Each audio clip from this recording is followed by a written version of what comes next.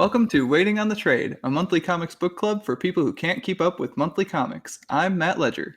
I'm Patrick Fitzgerald Fleck. And I'm Simon Payne. This month, we're talking about The Unbeatable Squirrel Girl Beats Up the Marvel Universe, a feel-good romp by Ryan North, Erica Henderson, and a collective of other squirrel-tastic folks.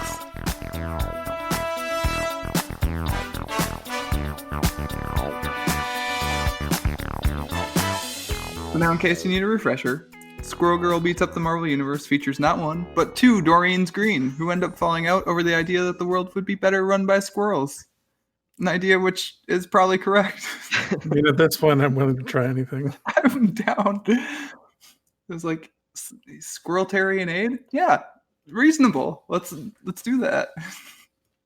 I mean, hers is us catering to the squirrels' needs. Probably better, honestly. Simon, how you doing?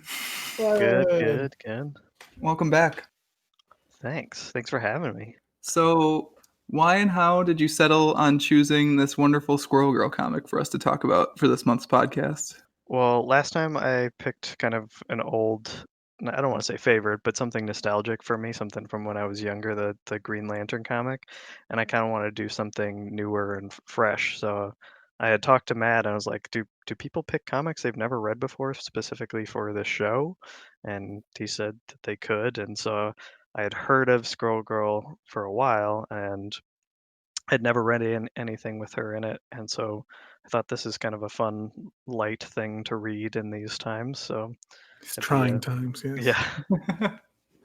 So how did you decide to go with this over like Volume 1 or Volume 1 the second, because I think this thing, like the Squirrel Girl ongoing series, got like 2 first issues within a year. Oh, okay. Like I knew that the character existed, and then I did some kind of vague research, like some broad research, and it seems like the character had been around for a while. And yeah, like I think it's 2015 is when they like started giving her own series or something. And Yeah, that sounds right. And then this book came out in 2016, I think, and it said, it beats up the Marvel Universe. And I was kind of like, oh, that seems more interesting. And I talked to Matt, and he said they're both good, and kind of left it to my choice. And it's like, okay, I'm going to go with Beats Up because that seems like a ridiculous, superpowered squirrel girl that her power is being unbeatable. That seems like shenanigans could happen. So, Oh, and did they ever, Simon? Shenanigans ensued. I was not disappointed. I was gonna say, did you like the book? Did you guys both like the book? Because I'd read it before and I knew I was gonna like it. Yeah, I loved it. It's we'll talk about it like in detail, but I had expectations and it met those and did some other kind of things with it, so it was fun. Pat? It was great. It was good times. So do we want to do the plot breakdown? I'm dragging pretty hard today, guys. I'm not gonna lie. No. It's been an up and down week, but I got coffee. I got squirrels. It's all good. That's what I need. Pat, you want to do the plot breakdown? I know you're just itching. Well, okay. I got my list of 24-ish reasons why Squirrel Girl is amazing, and it sort of goes through chronological order. Okay, do you want to just knock them out? And then Simon and I can add in as we go? Yeah, are we good with that? Sure. I'm down for that. Okay. I love it, actually. Well, okay, so I like the cold open. The cold open's pretty nice, where Squirrel Girl, Doreen Green, saves a train from derailing by using her own body as a piece of the track. It's pretty great. I was like, oh, it's going to be this kind of book. I see. I know, and then so it establishes the footnotes, which I think maybe over half of my best parts of this comic book are just the footnotes. The footnotes are Yes. pretty good. Those are like a Ryan North special. I think those are in most of the comics he writes, honestly. Okay. I think he honestly just can't help himself, which, whatever, man. Down for it. I was reading through the first time, and I couldn't tell if it was Squirrel Girl talking or if the author was talking. I wasn't at sure first. who was it about for a couple of them, but they were all great. So I was like, is this going to be through the whole book, and is it going to get annoying? And yes and no to those questions, because it Yeah. was just like, no, he did it just enough to be interesting and fun and not get grating. I actually really like that the first few pages don't have them. Like, they let you get into the story without kind of breaking the flow, and then sort of by the time, I'm looking for where the first one is. Oh, it's like right before the big splash page that introduces Doreen and Nancy and Tippy. is the first one, and it's like placed really conveniently, like at the bottom right of the page. So you've gone through the whole page before you see it. Like it's trying really hard to not break your stride and introduce the concept, which I think is cool. Yeah, let's talk about that for a second, because one of the things that Matt and I had talked about is me picking a book that is available not specifically in physical form, if make it accessible for people if they can't get, if their comic shop is inaccessible, or their bookstore or library or whatever. In these And trying times. Yeah. right. And so I was flipping through Comixology, and I found that this one was available. And if you have, I don't know what the mode is called, but if you like click and you can go panel by panel rather than seeing the whole page at once. Oh, the guided view thing. Yeah. Okay. And that's fun because all of the footnotes are at the end of the page. And so if you wanted to, you could look there right away as the panels happen, but otherwise it's like a little joke at the end before it goes on to the next page, which I think is fun. Yeah, absolutely. All right, Pat, what's your next moment? Well, yeah, to establishes that, I like the whole like character introduction, like zoom in. It sets that style of Yeah. the older comics, but also kind of like a fun meta nudging joke way to do it too. Tippy's just barely in that circle. It's pretty great.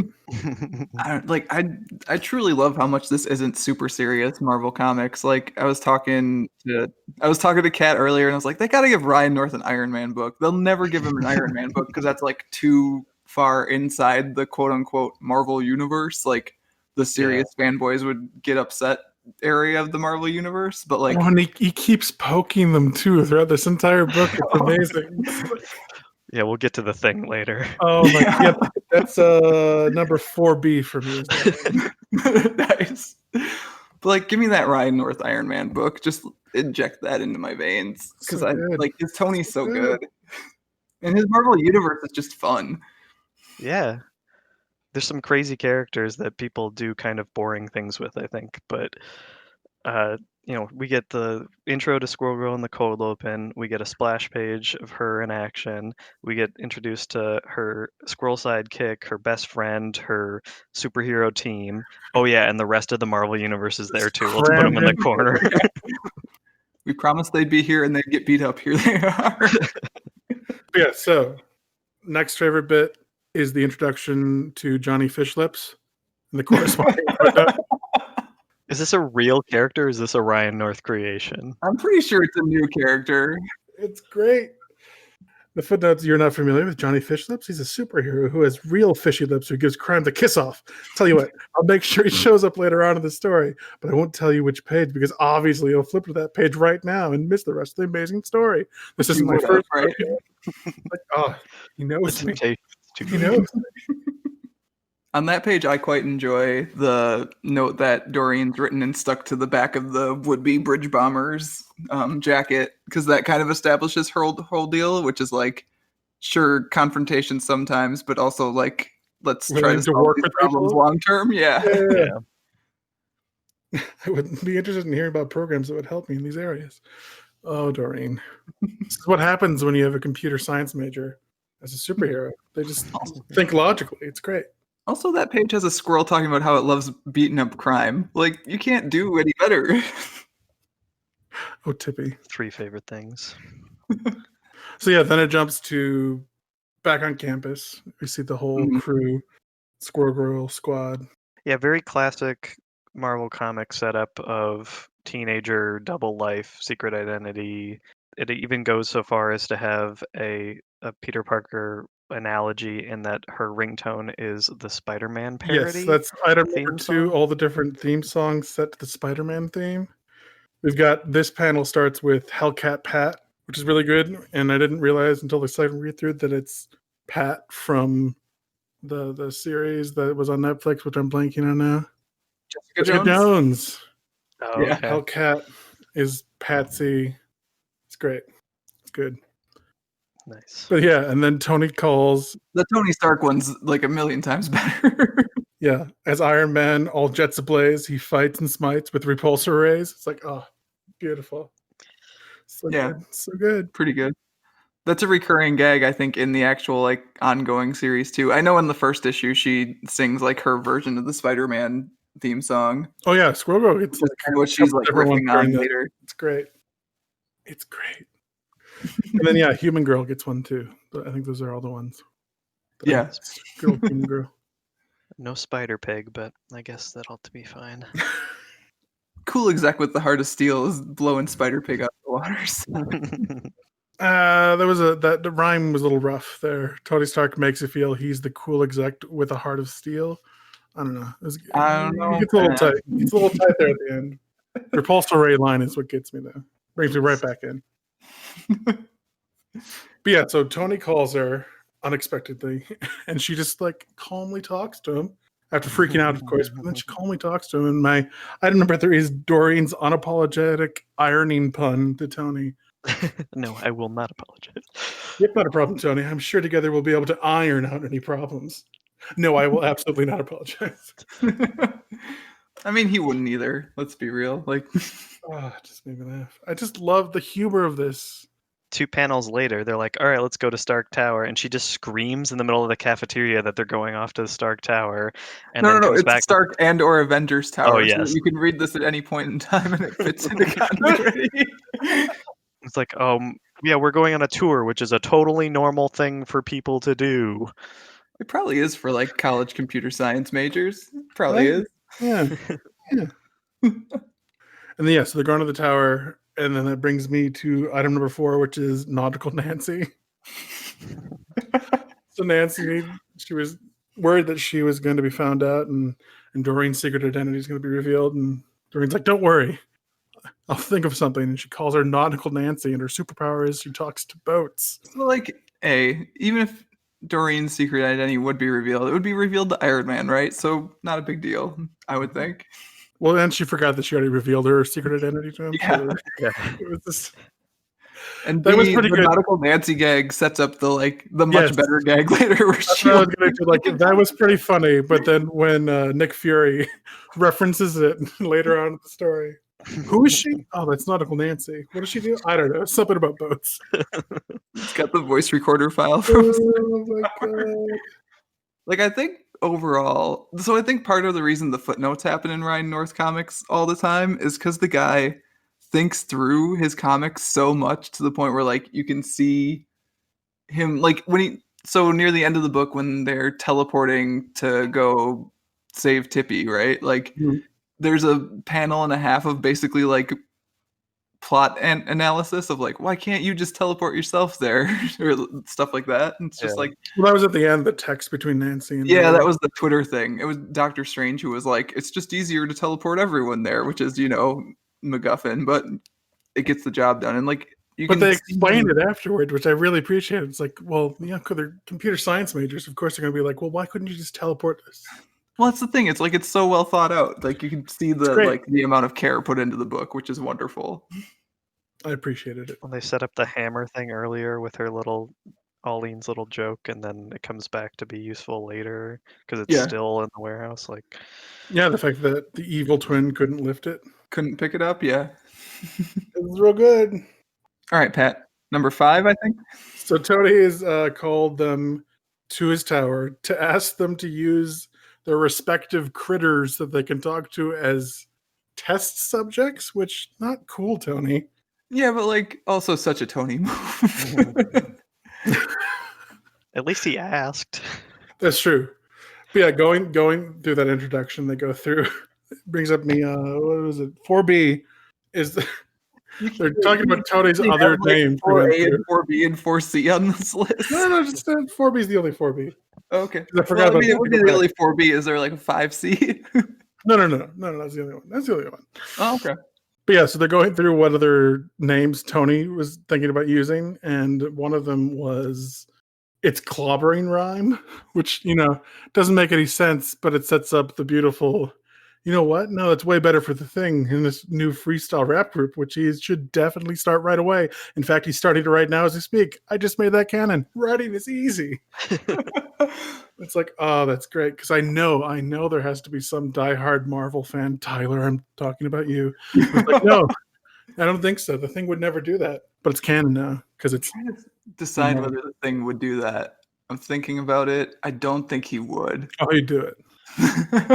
If Johnny got him to do it, he would do it. I could see Johnny doing it to like infringe on Ben's trademark and then Ben getting really mad. I could see that happening.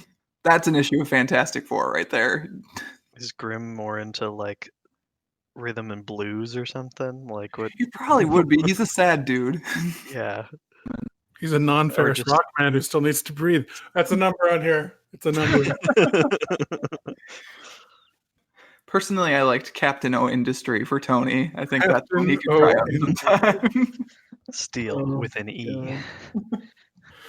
But yeah, so Tony wants to use squirrels / koi / chipmunks as test subjects to test out this newfangled. He doesn't even know what it does. Tony, Let's just throw things in there and it doesn't even open yet. It's just it's like so wildly in character. Like it's a little bit of a bend of the character, right? But not really. No, Like, you not can totally really get at it. all. Yeah, but you know, he does some of his best work within organics because you know how well Ultron turned out. So Technically not his fault in this universe. okay. so yeah, he's got the tech from the High Evolutionary, and then all of a sudden the High Evolutionary's goons crash into Stark Tower and start attacking people. And that brings me to my number 5, Deadpool's Guide to Supervillains, which is it's spread out throughout this entire comic, and almost all of them are gold or mint. But this one starts off pretty strong with Magneto or Magneto. Yes. So can I tell you which one of those cards is my favorite one? Please do. It's definitely Mysterion, because I'm pretty sure they put Mysterio in, realized he's dead, and then they were like, "Oh, let's just put an end at the end of his name and pretend it's a new guy." That was a pretty good one. I wasn't sure. I don't know. There could be a Mysterion. Who knows? I mean, I'm pretty sure there wasn't until now, but also like, there's really no reason to mess up this Squirrel Girl comic with the fact that Mysterio's dead if you've already got a meticulous tech tree of Squirrel Girl going through to claim tech to beat other heroes and villains. So like, put an N at the end of that guy's name and let's roll. I love But it. yeah, there's been so many copycats and stuff, and like people being the same superhero. It's like it's not that big of a stretch for there to be Mysterion versus Mysterio. Sure. I was Like for I it. think they even mentioned it on the Hobgoblin one, right? Like that it's been That is my like, second favorite one is the Hobgoblin it's like roast. 5 or 6 different dudes. A Like, second player skin for the Green Goblin. It's like, oh shit. So true. So true. Yeah, so that's good. And then yeah, so they're talking about High Evolutionaries goons, and that's not going great for the goons, and all of a sudden they bring in the evolved human animals, which brings me to number 6, which is the cute whale. I like that remark. Oh my gosh, the whale one is adorable. Is he adorable though, or is he kind Yes, of he like? is. No, it's adorable. Are you sure? He kind of creeps me out a little bit. Look at him. His face is towards the sky, and he can't do. It's amazing. He's not really It's the- effective in the fight, probably. Huh? His He's eyes are basically on the just a side of big its neck. head. Yeah, it's so dope. And then that leads into the amazing footnotes about Claude, the electric eel human animal, and how amazing he is. He likes Commander board Huggy games. Q Lovey Face the 6th. Oh my god, Claude is so good, you guys. And the fact that he's the really into footnotes can't tabletop. stop. Yeah, I can't stop talking about Claude. Tabletop role playing games. He really likes to get new players in. Volunteers at a community center. He even sends really thoughtful fan mail to his favorite game designers. Okay, I'm done. I just think Claude is really great. I hope you can just help flesh out your Claude fan fiction. Pat, before we publish the podcast episode, you're gonna write a piece of Claude fan fiction. I don't know if I could do him justice. They've set the bar so high, so high. Well, there's even a footnote later talking about fan fiction where she literally beats up the entire Marvel universe. So you can just picture whatever fan art and fan fiction you want to make of Squirrel Girl fighting that character. So good. Yeah, that's the final fight scene. We're like, yeah, and this is where the entire universe is attacking. Just, it's there. But yeah, so during the fight with the human animals. Are we going with human animals, or are we going with Humanimals, I think is how it's written, right? Don't even talk to me, all right? Well, no, I feel like you're doing the word a disservice by fully pronouncing it like that. It's like Humanimals. Danimals, but humanimals. Humanimals? All right, fine. Instead of yogurt animals, they're human animals. You gross.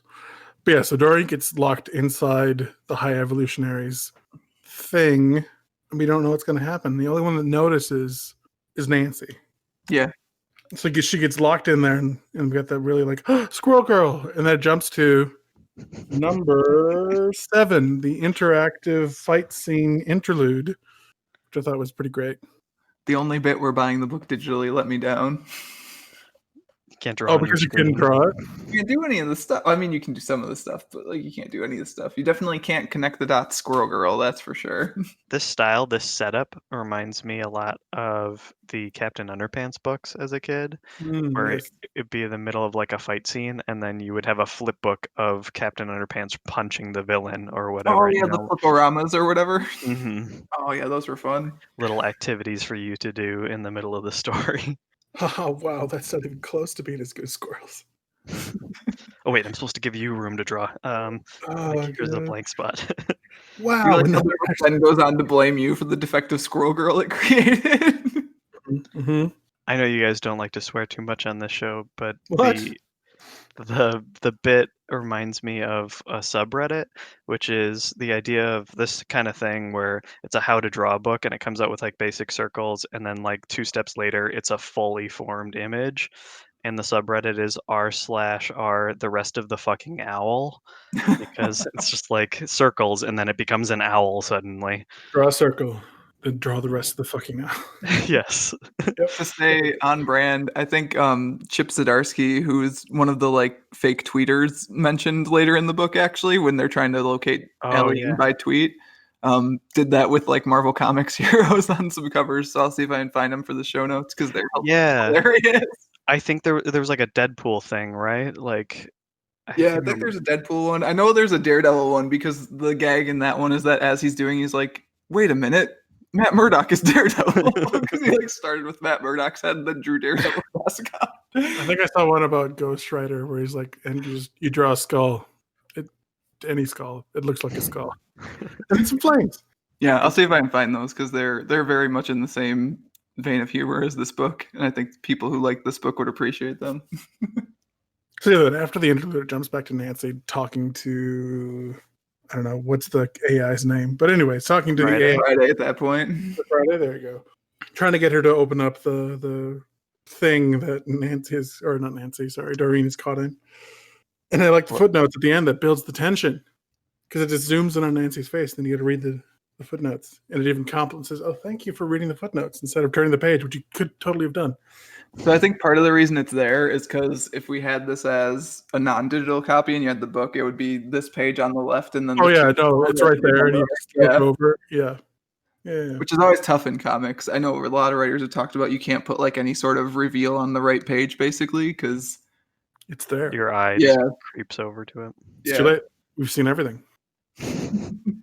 Yeah, so it's revealed that Doreen has now been duplicated, and there are 2 Squirrel Girls. And they go into their new rendition of their theme song, which is also pretty great. Yes. But it does bring up a question because it's one of the extra lines, twice the tails, mostly hair, former nice derriere.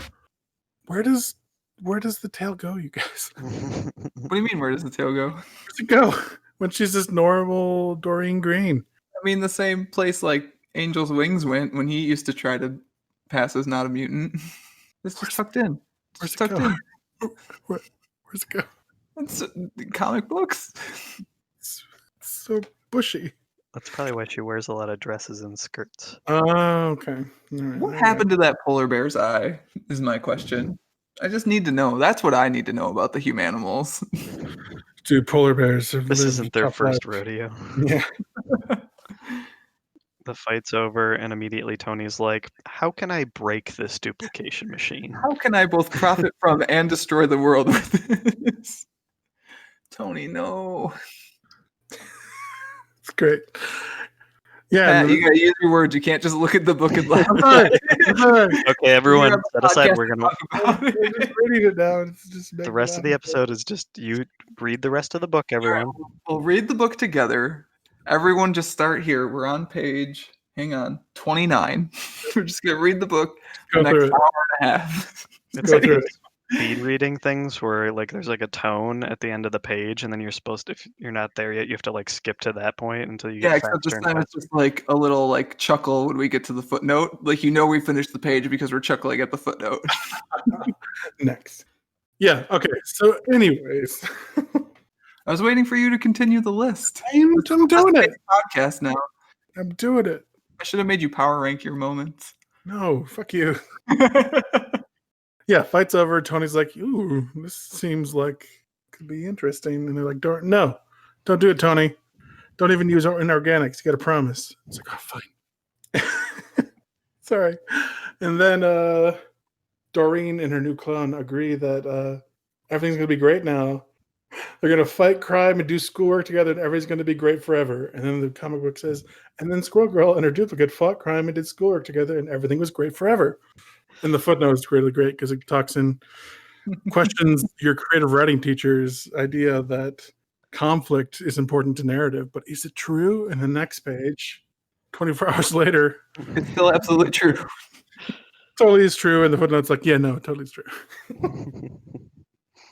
Matt, as the only one who's had a creative writing teacher, does that hold true with you? Yeah, conflict's pretty essential. Okay, cool. All right, let's check. Yeah.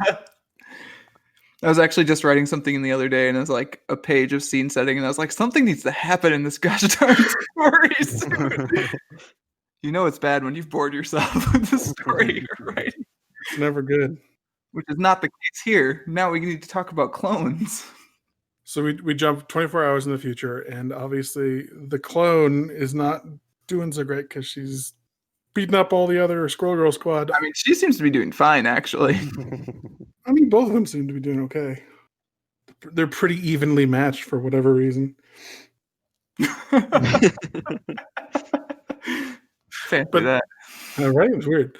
But yeah, then during the fight, Doreen then explains to Tony how they got there in the past 24 hours. So we flash back into time where Doreen and her clone Aline. Is that what? Yeah, I think Yeah. so. I don't know if it's Aline or I know. Aline. Those rhymes, man. Aline's Doreen- out there, let us know. Doreen and Aline's are doing patrols, and Spider-Man comes by, and this is number 10, roasting Spider-Man and how he handled his clone saga.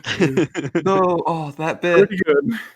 is like outside of the actual squirrel gags, probably my second favorite gag in the book as a person who just like grew up reading the Clone Saga because those were the Spider-Man comics that were coming out at the time. Yeah. How do you know which of you is the clone and which of you is the original? It took literally years for them to figure that out. It takes 2 pages here. You know what would be fun if you tell me how you solved it, and then I'll tell You you. have no idea how many times they went back and forth on that point in Spider-Man comics for like 5 Oh years. my god, it's amazing. Oh man, there's a good moment later when the spoiler alert, the clone Aline takes out Spider-Man. He's got a little bit when she's like wrestling him to the ground about his life troubles as well. Spider-Man's great, you guys. Especially when someone's taking the shit out of Spider-Man. It's pretty great.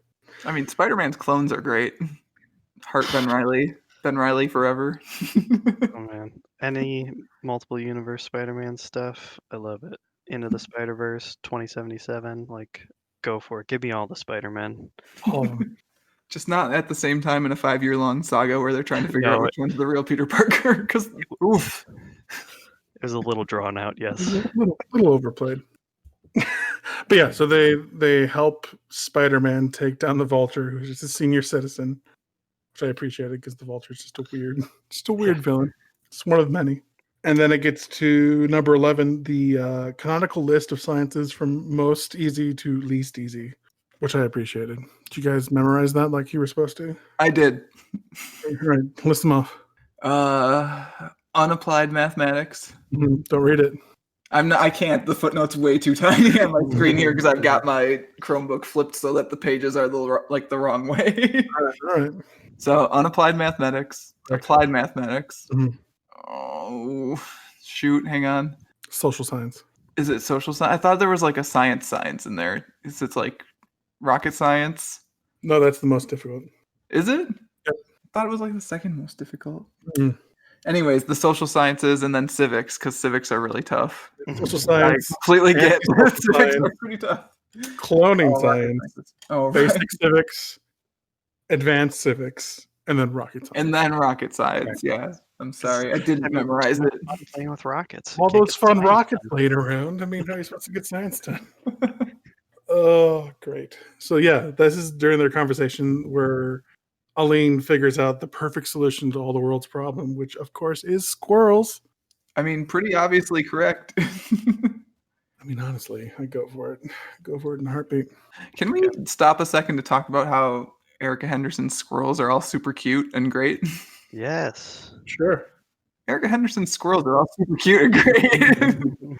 I mean, just like they're adorable, right? Like real squirrels are.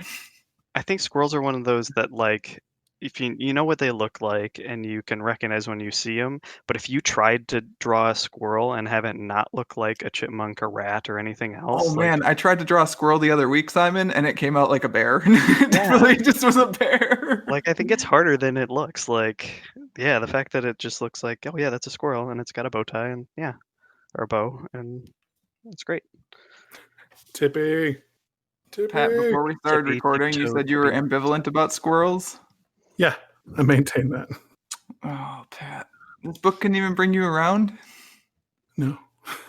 Nope. I will say, from personal experience, I usually don't have a problem with squirrels, although our apartment has a tree like above it with the branches kind of hanging over the roof. And the other morning, like early in the morning, they were running around, jumping between the branches of the tree and the roof and like squawking at each other really loud. And I was just like, I'm supposed to like you, but you're testing my patience, squirrels.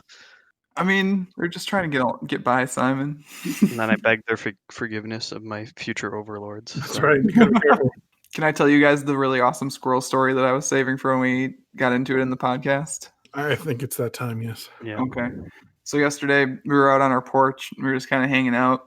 We were on the third floor, so we could see these two squirrels. It was a baby and a parent, and the parent was just making this like in pretty impressive jump from this wooden trellis to the neighbor's gutter and then like up through the gutter onto the roof and just like waiting for the baby to do it. Like, hey, do this, child. This is what it looks like. Like jumped back and forth 3 times, essentially trying to teach the child, hey, this is what this jump looks like.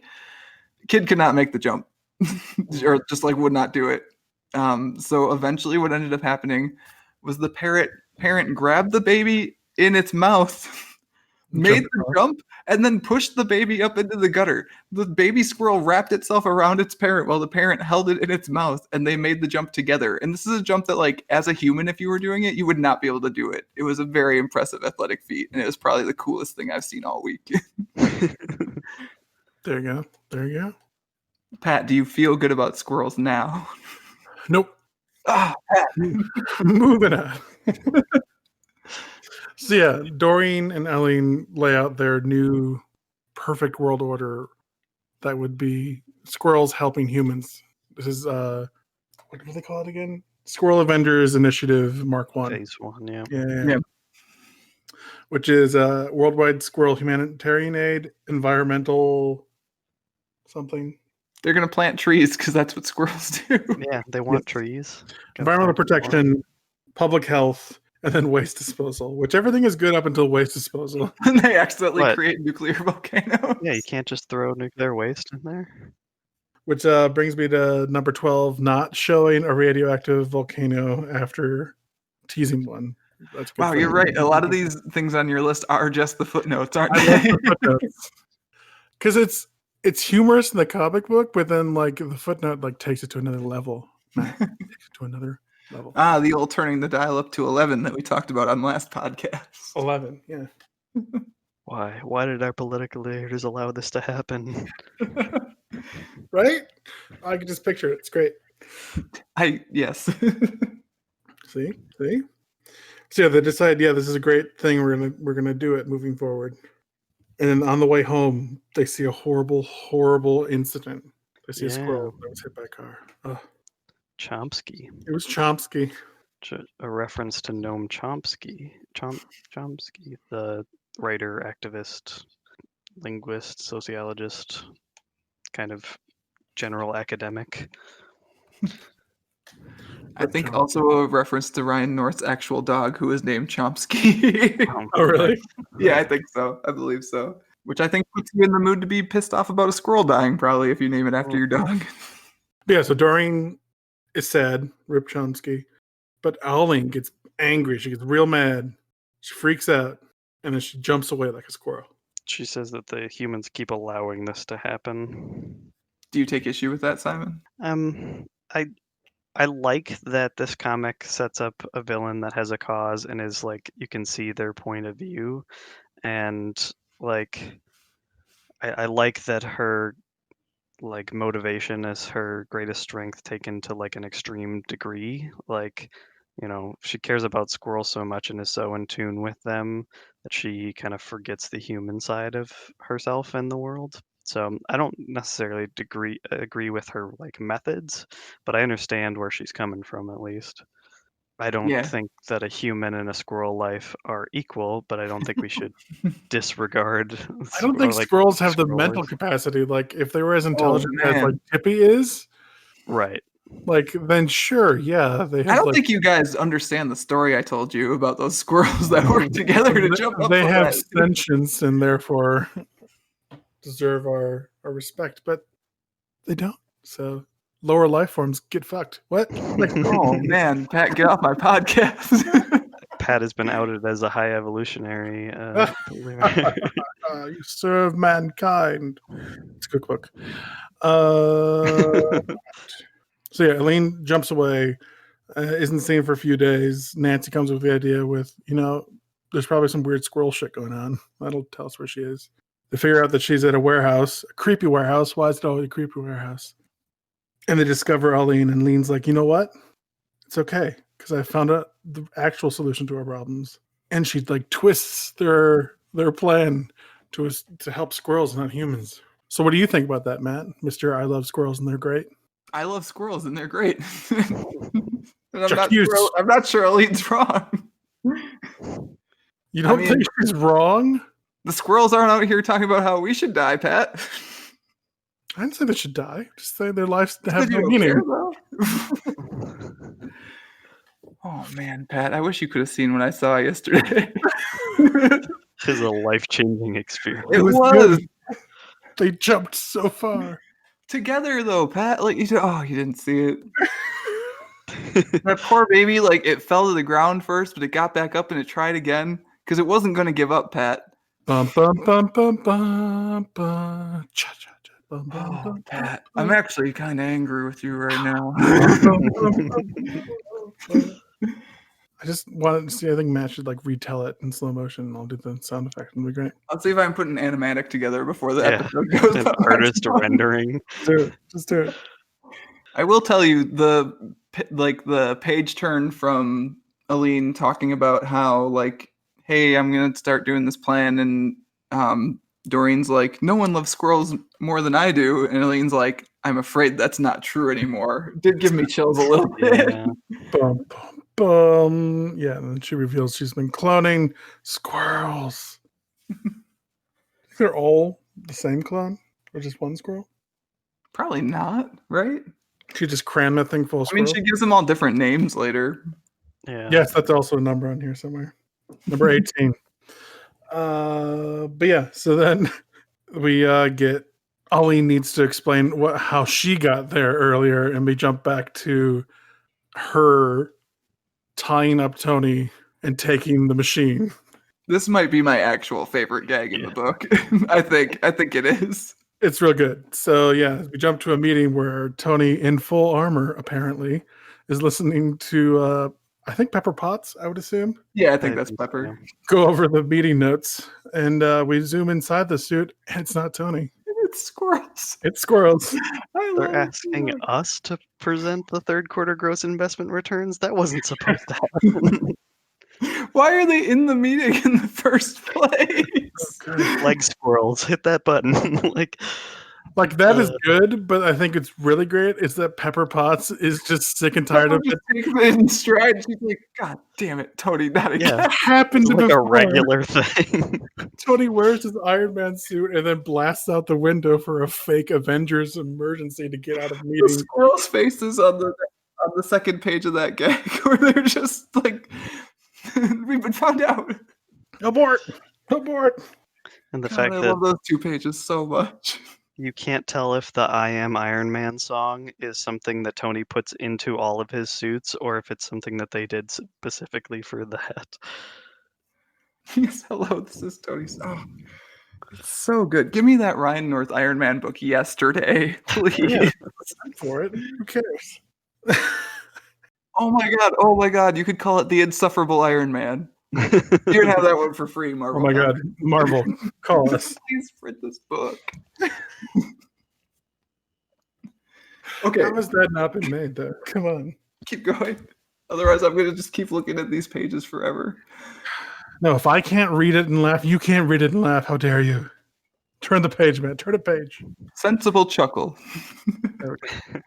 Page turn. So then we jump back, and Tony compliments the fact that Doreen is now explaining Alleen's how we got here inside of her own how we got here. The footnote on that one is also pretty good. And like as a writer, I don't know, like I haven't gotten a good chance to be like, look at me, I'm so clever. That hard. Like I don't think I've gone that hard on it ever, and I appreciate it. Yes, I wrote a story in which the characters talk to each other back and forth about a well-constructed story this is. Why would you become a writer and not do this is my question.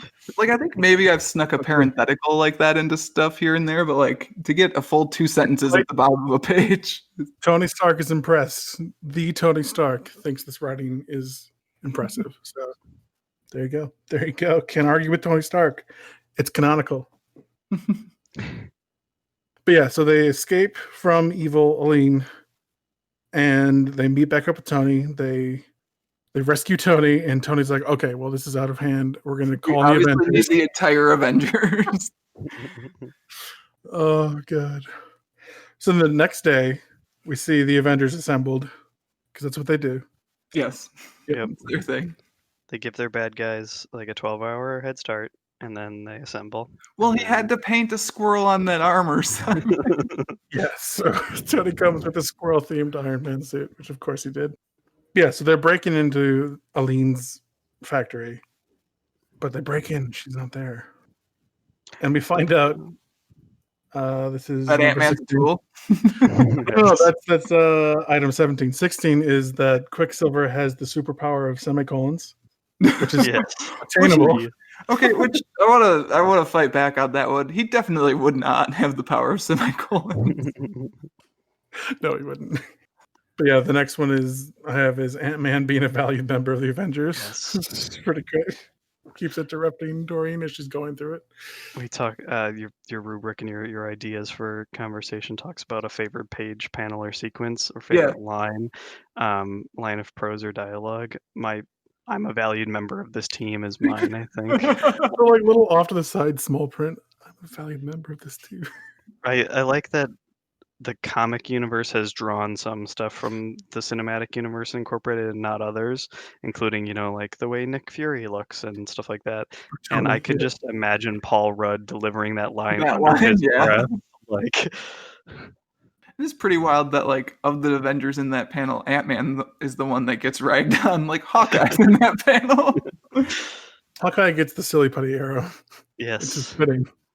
But yeah, so the surprise twist at the end is oh no, it's not Doreen, it's Aline, and she electrocutes everyone.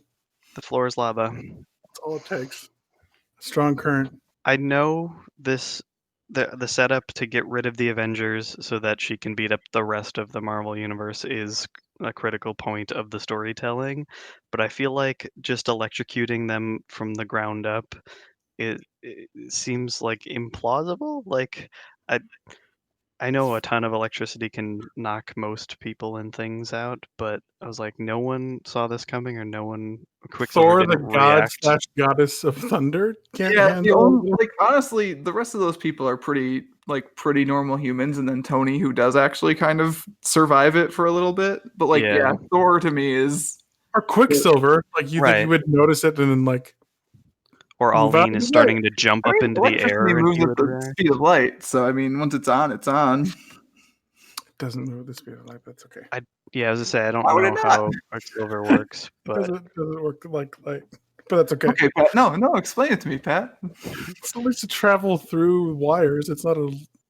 It doesn't work that way, Matt. Once it's in his body. it's also why what's it called? Fiber optic cable works faster than conventional wire. This is I mean, I true. know it can only move like as fast as the conductive material, I guess. Well, there you go. So that is not Light. But I Speed mean, of once light. it's in Quicksilver, he's not doing anything about it. I'm just saying he would feel it and get out of the way before it's fully. I don't know. Anyways, it happened. I love that this comic gets us to argue about these things. Though.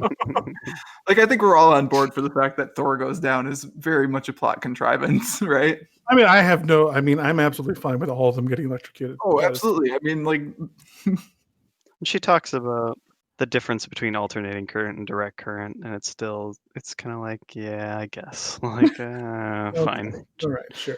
Shrug, hand wave. you know what else happens on that page, though? The America-colored sound effect for throwing Captain America's shield. Yeah. Whoosh. Solid choice, Erica Henderson. Captain America throws his mighty shield. I have those old cartoons, man. They're great. And yeah, the comment that Tony gives, like, are you ready for Captain America's shield? He's like, yeah, we fight a lot, actually. Yeah, we've had differences. We're working on our communication skills. It's Yeah. pretty great. It's pretty great. He's But then, ready yeah. with his Squirrel Buster suit, but Silly putty arrow. Hawkeye, why? they can't shoot your guns if I jam them with the Avengers. And then she just starts chucking the Avengers onto his armor. 22 seconds. Personal best. So did she fight the Avengers in her first appearance in the 2015 thing, or is that just supposed to be a reference to something that is supposed I'm honestly not sure. It was about a year ago. So in 2015, she did it. It probably is in the Ryan North and Erica Henderson book at some point then, I would think. And then we get that foreshadow panel of not being able to pick up Thor's hammer. Mm-hmm. And she learned something about Quicksilver's shoes. Yes, that was also good. That they do not make you fast. It's him himself. And they also smell. I like his feet. There you go. How do you guys feel about the fact that squirrels could take down the entire world's power grid at any time when they organize? Because they're going to, Pat, especially after hearing this podcast. They're going to get real mad at you and they're going to do it. No, I mean, that follows. But they don't have the intelligence to do so, Matt, so we're fine. I don't think you understand, Pat. They work together to get them. Yeah, they need the direction. They need the binding force of a squirrel girl to do it, I think. All right, I have a new quarantine project, and that's to figure out how to marshal squirrels. All right, then. Start with the ones in your backyard and the gutters. Yep. And then work our way out from there. Oh, my God. Oh, my God. So why didn't Squirrel Girl and her friends help the Avengers fight Ollie?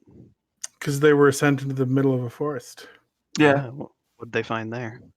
Why, they found what they thought was Aline on a log, but turned out to be a bunch of squirrels in clothes with a note taped on her back. Another note. They were led by Natasha the squirrel. Yes. Which is number 18.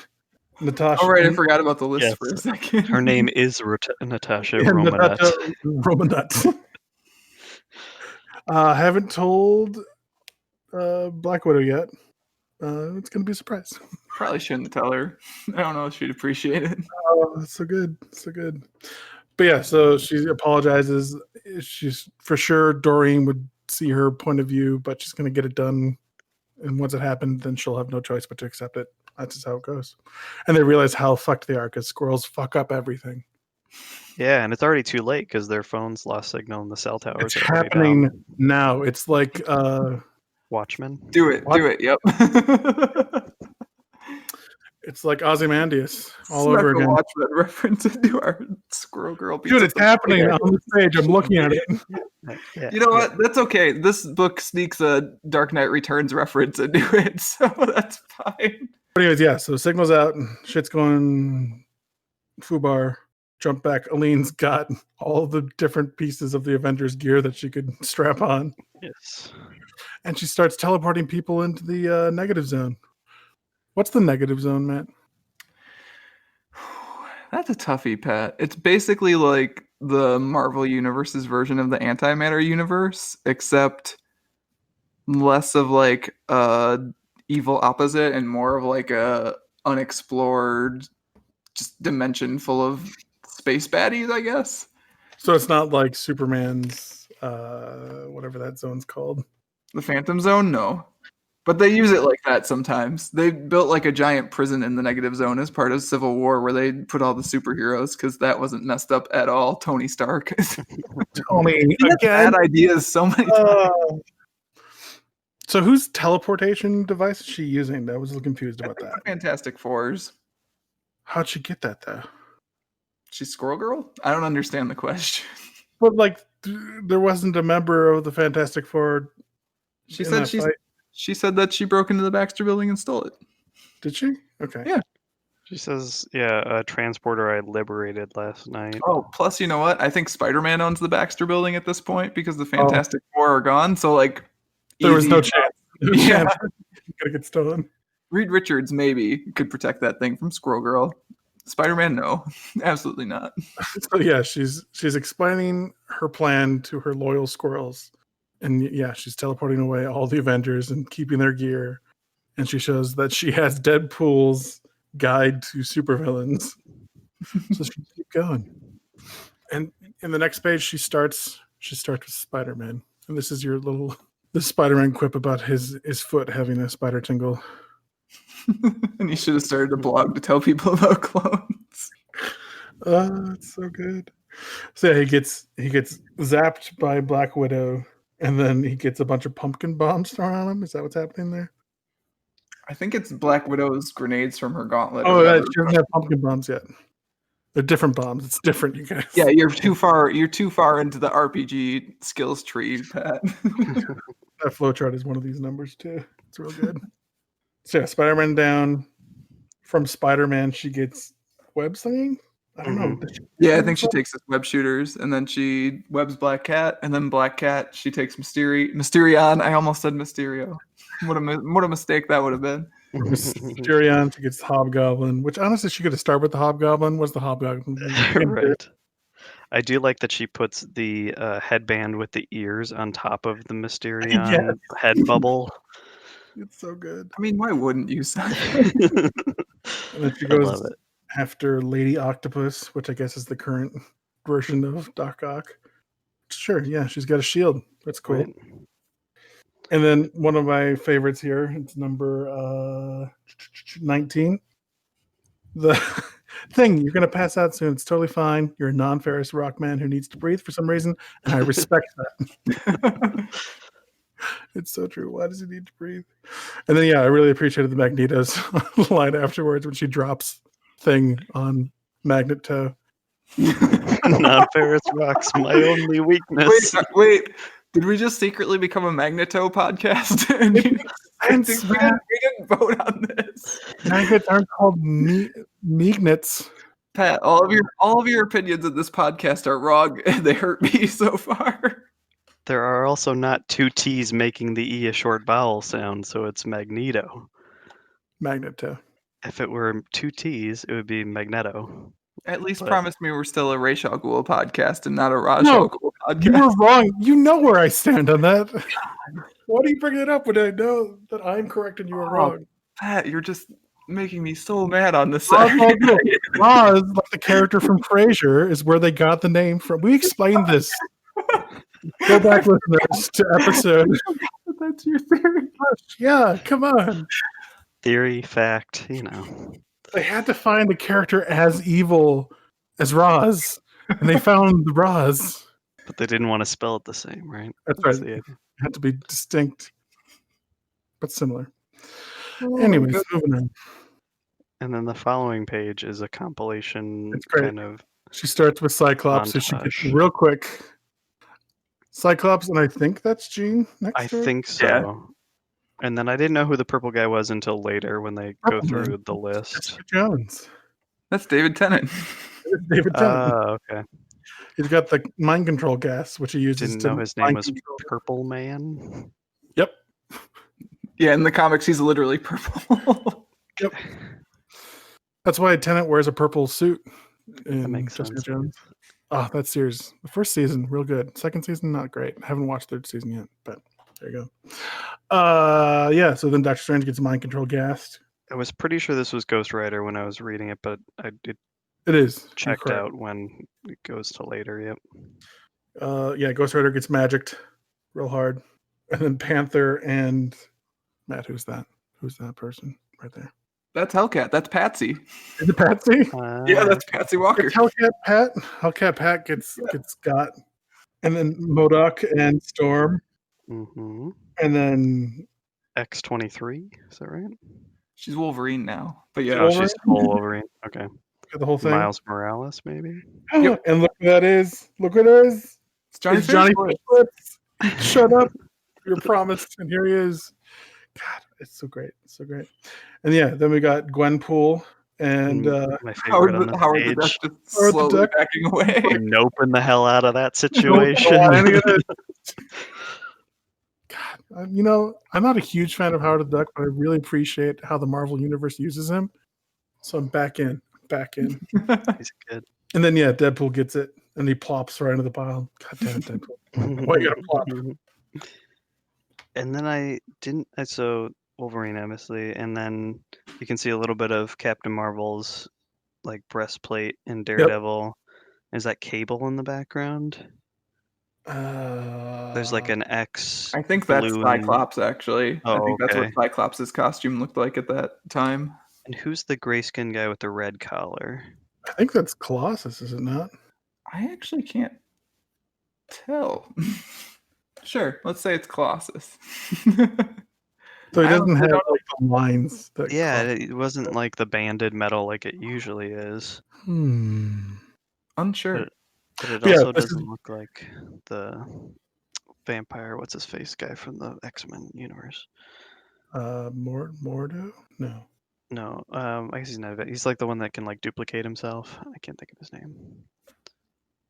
He was in the House of X stuff that we were Morbius. reading. Oh, Mr. Sinister? Yeah.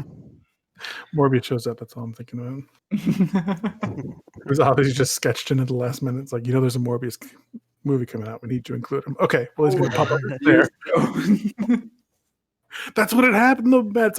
It's obviously drawn into that fight scene as a last minute addition. Look at it again. It's great. It was probably someone who was dead that they were like, oh, we have to redraw this. I mean, yes, probably. Even looking at that page we were just looking at, it's like, oh, Cyclops and Jean are teen Cyclops and Jean, because that's what was going on in the X-Men at that time. Like, Ghost Rider is not the Ghost Rider we were reading about when we read the thing with Tyler for the podcast. Like Right, Mecha Ghost Rider. Head Flame is different, right? Like yeah. Wolverine is Laura, Spider-Man is Miles. Like, there are a lot of quote-unquote off-brand people in the Marvel Universe at this time, because that was just what was going on in the Marvel Universe at this time. This is totally canonical. Start to finish. But yeah, this is where we get the sneak peek of that flowchart, which I really appreciate. They gave us a full version of in the back. Yeah, actually. I really appreciate the fact, well, you can see it here, that Cyclops has nothing I need. How dare you? You're just you're trying to tell me today. I feel like that so. Nothing she can take from him. Nothing of worth. Moving on. To be fair, also see... she says it about Jean Grey too, which, what are you going to do? I mean, my favorite, which is hidden on this page, you have to go in the back and actually look at the full version of it, is the Howard the Duck, whose new hat I have secretly coveted. But yeah, so everything's going pretty shitty for the Marvel Universe, but don't worry, because here comes that helicarrier. It's going to drop the Hulk, because that's all that Nick Fury knows what to do. Yeah, we got a Hulk. Use the Hulk. But the Hulk can't handle how cute a squirrel is, because a squirrel, you know what Hulk probably saw? A mama squirrel making a really, really, really long jump, longer than even a human could do. And there's a little baby squirrel that couldn't do it. So the little mama squirrel had to go and take the baby squirrel in her mouth and jump across. And the Hulk's like, oh. I'm telling you, Pat, this would have changed your life. It would have changed your life. You also would have come out of your gamma-induced rage. Never. That's all I have. But anyway, so Hulk defeated by cuteness. It's pretty great. And he gets just a pumpkin bomb tossed at his head. Yeah. It just knocks him out. And then Nick Fury's like, what the fuck? And Dorian's like, yeah, I know, it's pretty badass. I mean, what? No. Sure, you guys deal with this. I'm giving you rocket boots. And that's a good Nautical Nancy callback, which I appreciated. She'll almost definitely be fine. Got it from Stark's database. The joys of auto-recording software. I do like that he makes a note when he first meets Squirrel Girl, or that when she refuses to give squirrels for his experiments, and he tells Friday to make a note that she really likes squirrels, and it's like the first thing noted on her profile already. I like that the helicarrier is just like one giant target at that point too. It's just like tosses the teleporter up, and we keep doing this, and it keeps not working. So yeah, Squirrel Girl Squad gets knocked out real quick. It's not going great. But then the tables are turned because they use the same trick. They all fill their clothes with squirrels and then run away. I really appreciated Dorian being like, oh, so that's how that feels. Which is the equivalent of that. Oh, I think I can't remember exactly which issue or moment or whatever it is, but like that happens to Batman basically. With Gordon. Yeah. So they all run away in their underwear. They got to regroup. They got to get the finest team they can together of remaining heroes and villains, including Venom, Kraven, Rocket Raccoon, and a hippo. I don't know. Hippo guy? I don't know either. I got nothing. No, human from earlier. Is it? I would assume so. All right. It's a high evolutionary. I like that you still can't pronounce the word. I don't know. Squirrels are dumb, Matt. Just deal with it. It's like the one joy I'm getting from this conversation, Pat. Everything else you say is just wow. making me so angry. Wow. Just because you're wrong about everything isn't my fault, Matt. So yeah, everyone gets taken down pretty quick. Venom is just worthless, which I appreciated. Yes. I like Venom as a character. Loud noises is not a great weakness as a villain. So like that's one of the ones that I feel is kind of questionable as far as like would this actually quote unquote actually whatever, right? But like would this actually work? I feel like squirrels can't quite get to the high decibel sonics needed to rock a symbiote. But again, who cares? Yeah, you're right. They're dumb. All squirrels. I agree. See, you're on my side. Pat, we've never come closer to not having a podcast anymore. Not even during the Galactica one. Wow. Well, see you never on the next episode. Look what you've done, Simon.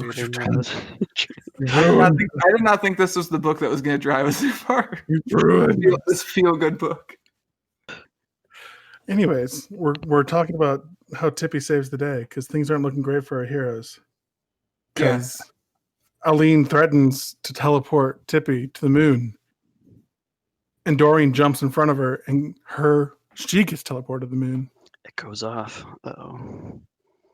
It's kind of wild how this is the bit where the comic like catapults seriousness. Yeah, like Squirrel Girl has taken over the entire world already at this point. It's all like still funny joke times. Yeah, so she hops into I think it's an Iron Man glove, and then repulsor rays her way. Yep. Thanks to the hammer. Rockets across town.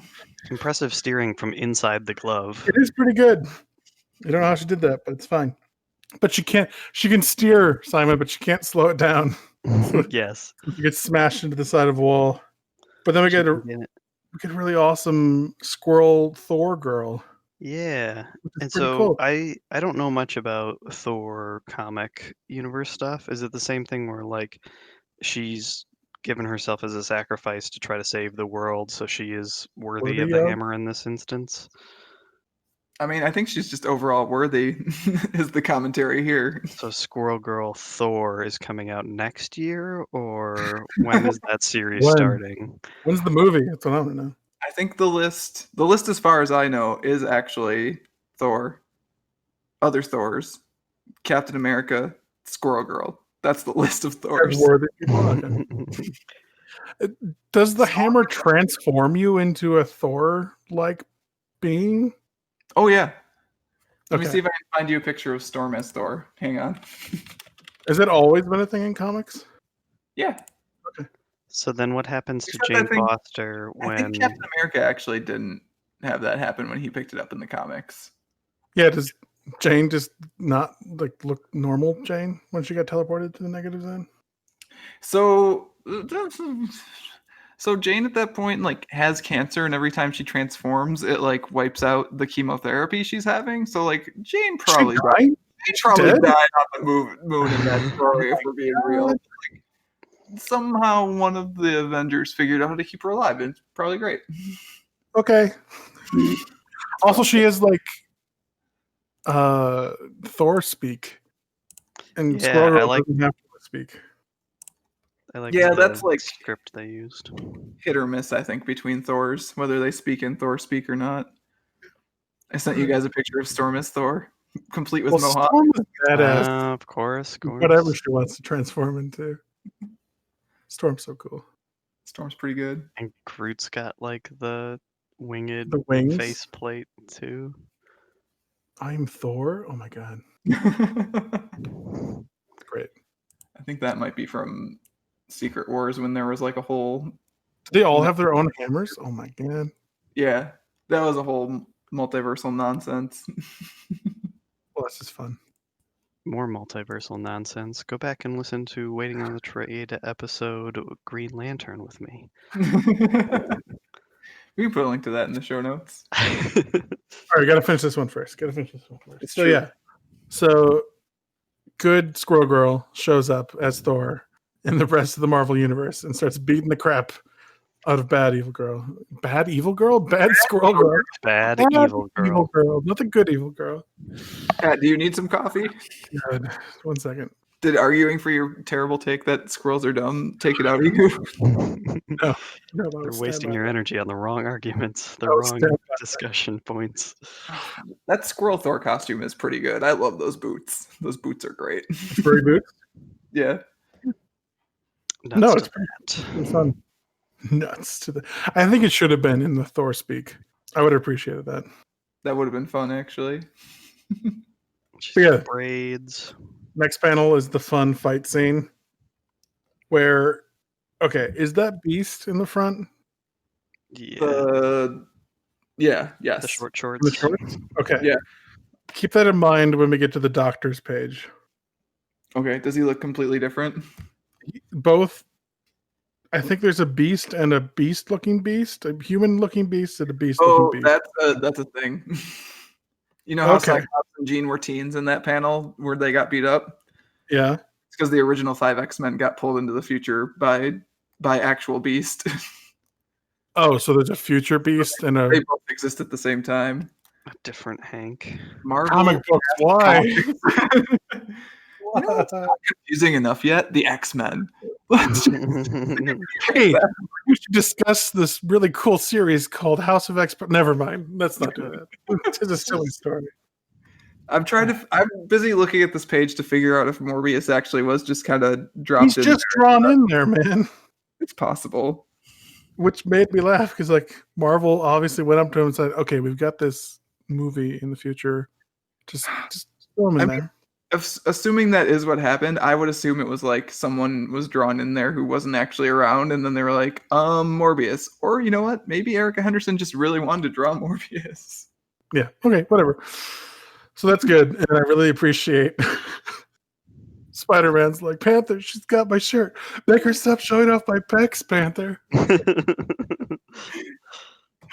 Oh, Peter Oh, Parker. Beast, you're a founding member of the X-Men. Could you mention it for 1,000th time? Because it really wasn't clear.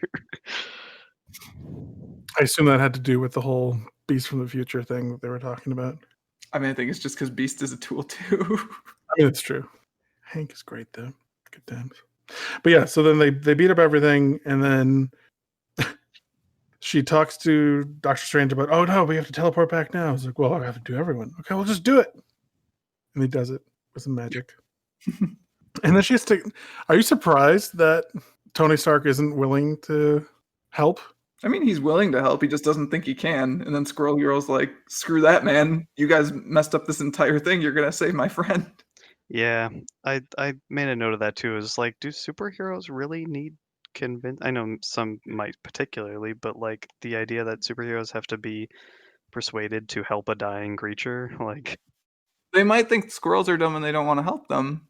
I mean, they would be right if it's a normal squirrel, but this is Tippy who has been demonstrating like high intelligence and had plan A and plan B ready to mhm. go. This isn't some stupid mama squirrel jumping to another house with her baby in her mouth. Oh, This is Pat, Tippy. you're just beating me up. Just beating me up, Pat. You're pummeling me. So good, so good. But yeah, so she convinces superheroes to be superheroes, which is a good thing to happen. Mhm. Yeah. And once they've decided, that's when Cap kicks in, and it's like, no, yeah, we should do this. I'll be a leader now, I guess. Wait, you're doing a stirring speech? That's what I'm supposed to do. I mean, if Doreen's tears and that speech doesn't sell you on helping Tippy, No, Tippy deserves it. Tippy's great. Yeah. he is great. It's a really touching scene. Like it was Yeah. getting moved towards the next one where like Tippy wakes up in the hospital. And I really appreciated the world's greatest doctors or mightiest doctors panel. It's Yeah. very appropriate for these trying times that we live in these days. Yeah. Where doctors, be they super or not, are pretty nifty. I love the little IV. Mhm. Aw, Tippy. Tippy's so cute. Is Spider-Man a beautiful. doctor? Does he have a doctorate? Smart. Ooh. Like Peter Parker's a clever So- guy. Here's you want the Marvel Universe bullshit answer? please. Or do you That's want the only answer I want. No. So, didn't have a doctorate because was too busy doing Spider-Man things. Okay, that follows. I think you know this. At some point, Dr. Octopus took over Spider-Man's body and was Yeah. Spider-Man for a very long time. Ultimate Spider-Man. Did he yeah. retain that knowledge? Yes, and then he was like, "Wait, Peter Parker doesn't have a doctorate. I'm gonna fix that." So he Oh went to my school and got God. Peter Parker a doctorate Yes. because he couldn't stand not being a doctor. Amazing. Doc Ock is the only Spider-Man for me. And then, oh my gosh, can I elaborate further because it gets Please. even better? Actually, Yeah. in the most recent comics, they wanted to take that doctorate away. So the way they did it is they basically Peter was found out as having plagiarized from Dr. Otto Octavius. Oh my God. They're like, Comic you books are stole all this amazing. from Dr. Otto Octavius. Oh, the Marvel Universe is such a mess. I love it. Okay, so the Captain America isn't a doctor either, right? No, I think he's just there for moral support. And then Carol Danvers obviously is just lifting heavy things. Yeah. So Thor. No, Jane's actually a doctor. She's checking pulse. Oh, she's okay. The IV, I think. Okay. And then Deadpool, who is a doctor, right? He just has to be. It's a good page. I like that one. Yeah. Even if I didn't understand half of the things, that's fine. It's fine. But yeah, then the comic wraps up. We've got Aline caught in a cage in Stark Tower where they're forcing her to still wear Magneto's helmet because they think that she can communicate with squirrels telepathically. Body blow after body blow. Too easy, Matt. You're too easy. I really like the Magneto helmet as symbolism of her being basically Magneto at this point. Yeah. Well, not even evil, right? Like Simon talked about how the overall plan has merit to it. The ends are kind of insane though, right? Or the means are kind of insane, right? Magneto and all of his nonsense. Yeah. So I think even more so than it was just there because it's a good gag of tell them we don't telepathically talk to squirrels. I think it kind of is actually there to symbolize the difference between them at this point too. But yeah, so then Doreen convinces Tony that no, we should send her to the negative zone and she'll clean up the negative zone for us. I think my favorite line of the book might actually be on those pages when Nancy asks Doreen if she can just decide not to hate someone, and Doreen says, "Yeah, I think I can actually," because that's quite refreshing. Yeah, I think I can try. I think that's the most revolutionary thing you can do, actually. I think even if how you feel now isn't how you want to feel, the fact that you're trying to change that and you're trying to do the better thing is really commendable. And like there's I think roughly 50 issues of Squirrel Girl, like comics, like single issue comics. It's something close to that at least. Okay. And a lot of them are on the 5 years, right? yeah, roughly I think. And a lot of them are very like they're obviously fights. It's a Marvel-esque comic book, but a lot of them are diplomatic solutions to problems that can be solved, which I appreciate immensely. Yeah, and they even said that's what the difference between Aline and Doreen was, that Doreen would rather talk to somebody and get their point of view and try to compromise rather like before they fight if that can't be done. And Aline immediately went to my plan is the best. This is what we're doing. We're not going to talk about it. So yeah, everything is going well. Tippy survived. Aline is protecting the negative zone. My tablet died, you guys. You got to take over. I don't know. So Yeah. I mean, you get the back matter stuff, which is the back matter stuff. I did really enjoy it calling out the homage to Punisher Kills the Marvel Universe. Yes. Yeah, I like. I know that these type of stories are common. Like they've happened a few times. I know Deadpool has killed the universe a couple times. Hmm. So yeah, and like the Marvel zombie stuff I was into for a little bit. Right. So I love this wacky like universe breaking, but is it canonical? Who knows? Who's to say? Definitely canonical, by the way. But yeah, it's just fun. It's just a good time, and I really needed a good time. So thank you, Simon / Matt / whoever picked this because Simon picked it. This is Yeah. definitely Simon's choice. it's real good. I was wary of picking another superhero comic, honestly, because last time I was on, I did one, and there's been several in this um, on the show already. But I feel like it's almost a comedy book first, and then a superhero book. Like it's still the structure of a superhero story, but the tone is so different than some of the other ones that you guys do that I really enjoyed this selection. So Yeah. Yeah, I think the only thing I did was when Simon was initially asking me like, what book should I pick? He had a few suggestions, and I was like, I like those. I wonder if we could go like a little more upbeat, maybe. yeah, So I was like, I don't know if I want to talk about like one of them was From Hell, and I was like, I don't know if I want to do yeah. that right now. I was I'm thinking very happy to. somehow, Sandman, Saga, all of which are great stories, but are also kind of downers. So Yeah, Yeah. even Sandman is just like a little bit too Simon, yeah, is pretty. navel gazy for the moment. I don't know. Like I was fully on board for this when you suggested it, and very excited about it. yeah, I love Sandman, but thinking back on it once you said that, I was like, oh yeah, one of the opening scenes, he's like locked in a dungeon for like 60 years or whatever it Bubble is. for a long time, and it fucks Yeah, him up. we So would have that had might to be do too real. Destiny thing too, and no thank you. I would much rather see Squirrel's pilot Iron Man's armor. Oh, I can't even say this. There, it's one of the endless, you guys, and I feel like it's her time, so we don't need this. But yeah, Squirrel Girl. Did Need you all guys that. immediately after finishing this book go look up whether Aline Green appears in other comic books? Because I did. Oh, the clone? No, I didn't. What did you find out? Because I was like, I need to know if she's appeared again since this. Because I didn't look it up, I think, after I read it the first time, which was a while ago when we lived in Fresno, because I got it from the library, because the library has all those good Squirrel Girl comics. Nice. I didn't look it up, but I was like, okay, it's been a while since it came out. I wonder if she's appeared again. And as far as I can tell, she's only appeared again within an issue of the Squirrel Girl monthly Girl. series, Okay. which is a crime. She needs to show up in more places. But yeah, did you guys have any recommendations you thought were similar enough to this wild romp of a comic? I do have some. I want to let you guys go first, though, I think. I think I have one of the ones that you will recommend.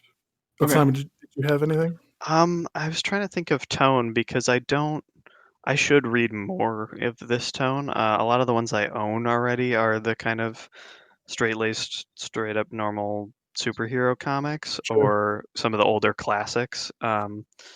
But you guys have talked about Scott Pilgrim, right? So that's kind of the slightly meta author commentary kind of thing gets that. And one of the reasons I pick Squirrel Girl is because it is something that I don't normally read. Usually, like a female protagonist in a different kind of style. So nothing else is really popping to mind for me. Well, the only one that I could think of, and it sort of takes zany to a different degree than Squirrel Girl does, is Next Wave, Agents Oh. of Hate.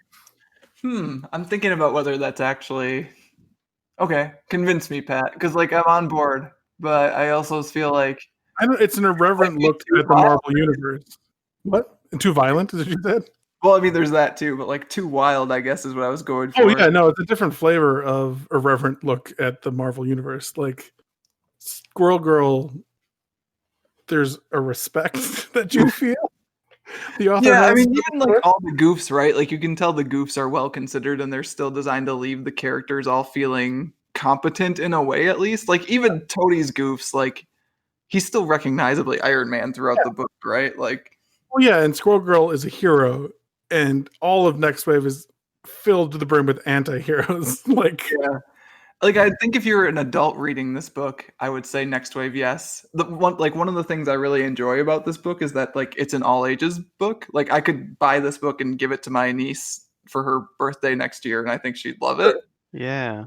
She self-censors and it's, not gory or anything and it's fun. So like if for a you and a me reading this book, I think Next Wave is a really good recommendation. For like a if you have a younger reader reading this book, I don't know that I would do that thing. Fing Fang Foom sticks him in his pants, man. This is what I'm saying. I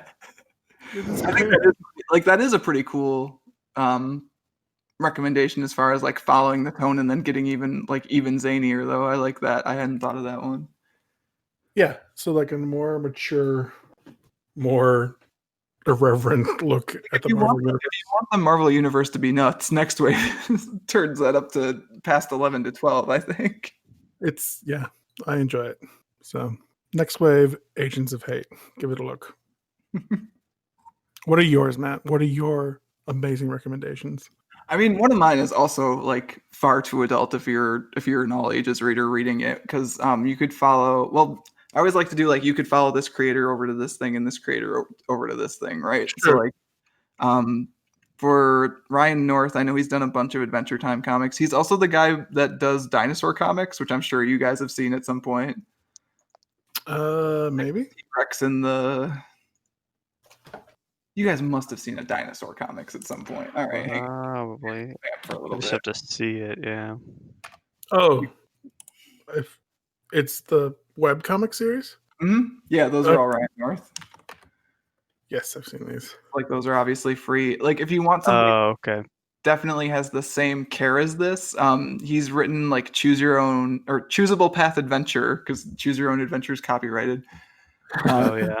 Shakespeare books, which are all wonderful, and I really enjoy the Hamlet one. I was gonna say Hamlet, Wild Ride. Hamlet, you get to play as Hamlet, you get to play as Ophelia, and you get to play as King Hamlet if you want to. Really? The ghost? And like you get to do the play within a play, so like it again goes into like a sub story within the story where you're still choosing your path. It's pretty cool. It's rad. Oh, yeah, Romeo and Juliet, a choosable path. Okay. That's fun.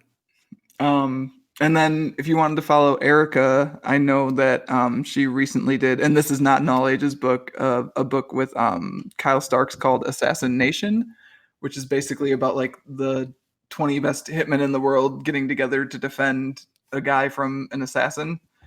And that's pretty cool. And I think she started like experimenting with doing her own colors on this book, and I think you can see her trying different stuff out, and she does her own colors on that book and they're really good.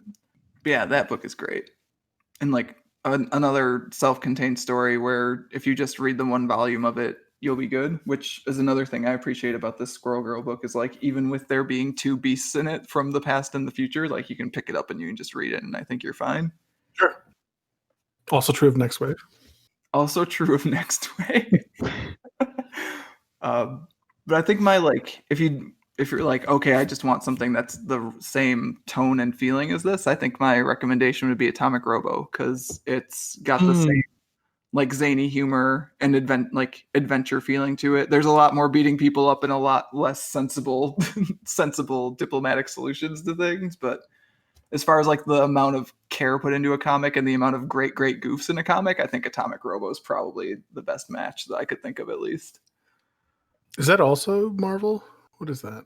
No, that's jumped around a few times. So like actually at this point it's all online. Like they have a webcomic version that you can go through, but the print versions were through like a publisher called Red 5 and now they're through IDW. You can find them if you want to get them. I think they're all linked on the same website, and I'll probably just link to the webcomics version in the show notes because turns out they're free. Nice. But they're absolutely great. Very cool. So will you guys read more Squirrel Girl comics as a result of this? Yes. I think so. Yeah, I think the first volume it's borrowable on Comixology if you have the like premium subscription. So I might I think the do first like 6 volumes are on unlimited. So that. Nice. Surprised me. They're all this good, guys. Just so you know, like they're all good. What a fun choice, Simon. Thank you for that. Like Pat said. Yeah, thanks for having me. I love being able to do this. So Anytime, Simon. Anytime. okay, next episode. What are we doing, guys? I'm the new Back to Green co-host. Lantern. Here we go. No. We've expanded our horizons. We gotta keep going. One of my favorite podcasts, Comedy Bang Bang. Anytime they have Jason Mantzoukas on, he acts like he's the co-host for the podcast from now on. Like he's just going to be there every episode. He's going to take over for Scott when Scott Ackerman's done doing it. I mean, Simon, if you want to do that gag, I've got the outro up right here. It's all I'm kind of tired anyways, so Defending those squirrels took it out of you. it really did, Pat. I just feel like right in the ribs, right in the face. Oh. Getting up on that high horse must be exhausting. But I think we gotta end this month's discussion before Pat and I can't talk to each other anymore. If you want to get Pat or me separately, because we don't talk now. You can find us on Twitter at the Hypnotoad, at Matt Wedge, respectively. Email us at waitingonthetrade@gmail.com. Read more comics related goodness at mattreadscomics.com. Simon, where can people find you online if they want to share their opinions of squirrels with you? Strong opinions on squirrel-related females. So I am Simon Payne. I am at Mogis_disciple on Twitter. It's MOGIS_DISCIPLE. It's a Magic the Gathering related Twitter handle that I have not changed ever. So Don't change it, Simon. It's wonderful. well, yeah, I guess there was a new Theros set recently. It's still relevant. It's relevant. Hold on to it. Thanks again, Simon, for coming on and chat with us. This was delightful. It was a blast. Such a great Thanks for having me. comic. Look forward to co-hosting next week with you guys. So yeah, let's do it. Yeah, you'll be here with Mike Drew when we talk about TKO's Sarah. So we better read that book, Simon. okay, I'll get on that.